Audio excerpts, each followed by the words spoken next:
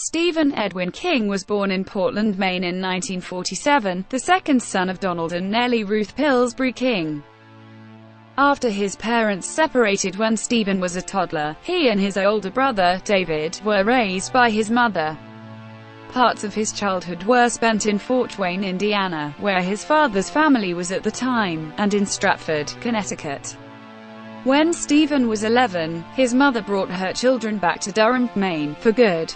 Her parents, Guy and Nellie Pillsbury, had become incapacitated with old age, and Ruth King was persuaded by her sisters to take over the physical care of the elderly couple. Other family members provided a small house in Durham and financial support.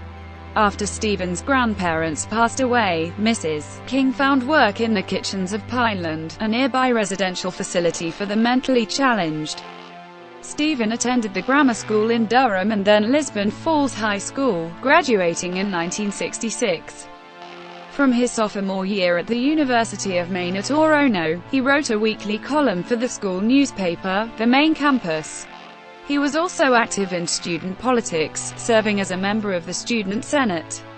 He came to support the anti-war movement on the Orono campus, arriving at his stance from a conservative view that the war in Vietnam was unconstitutional. He graduated from the University of Maine at Orono in 1970, with a BA in English and qualified to teach on the high school level.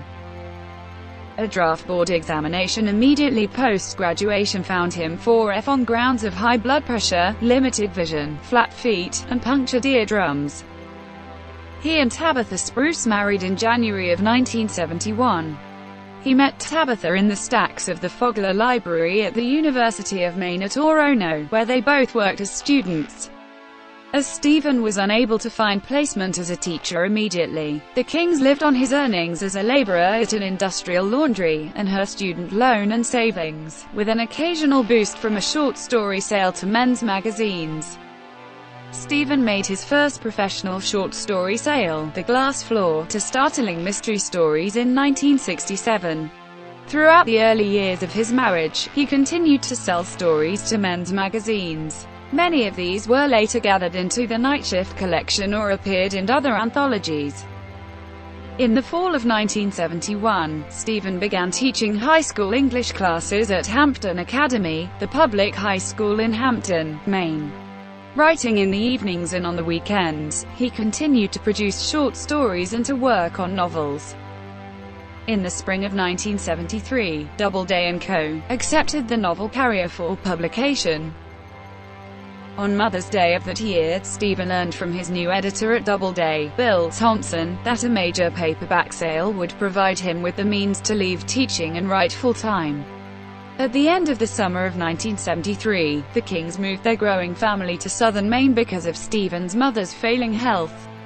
Renting a summer home on Sebago Lake in North Windham for the winter, Stephen wrote his next published novel, originally titled Second Coming and then Jerusalem's Lot, before it became Salem's Lot, in a small room in the garage.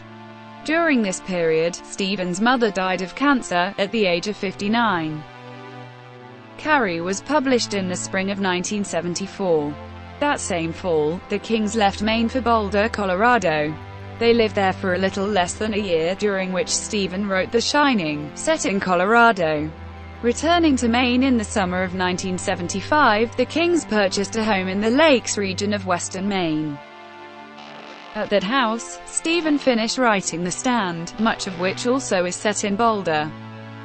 The Dead's On You is also written in Bridgeton. In 1977, the Kings spent 3 months of a projected year-long stay in England, cut the sojourn short and returned home in mid-December, purchasing a new home in Center Lovell, Maine. After living there one summer, the Kings moved north to Orrington, near Bangor, so that Stephen could teach creative writing at the University of Maine at Orono. The Kings returned to Center Lovell in the spring of 1979. In 1980, the Kings purchased a second home in Bangor, retaining the Center Lovell house as a summer home. Stephen and Tabitha now spend winters in Florida and the remainder of the year at their Bangor and Center Lovell homes. The Kings have 3 children, Naomi, Rachel, Joe Hill and Owen Phillip, and 4 grandchildren. Stephen is of Scots-Irish ancestry, stands 6 feet 4 inches and weighs about 200 pounds. He is blue-eyed, fair-skinned, and has thick, black hair, with a frost of white most noticeable in his beard, which he sometimes wears between the end of the World Series and the opening of baseball spring training in Florida. Occasionally he wears a mustache in other seasons. He has worn glasses since he was a child. He has put some of his college dramatic society experience to use doing cameos in several of the film adaptations of his works, as well as a bit part in a George Romero picture, Night Riders. Joe Hill King also appeared in Creepshow, which was released in 1982. Stephen made his directorial debut, as well as writing the screenplay, for the movie Maximum Overdrive, an adaptation of his short story, Trucks, in 1985. Stephen and Tabitha provide scholarships for local high school students and contribute to many other local and national charities.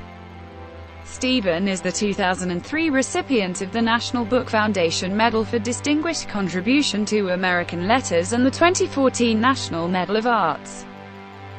To stay up to date with our latest videos and more short biographies, please make sure to hit on the subscribe button below. And until next time, have a great day.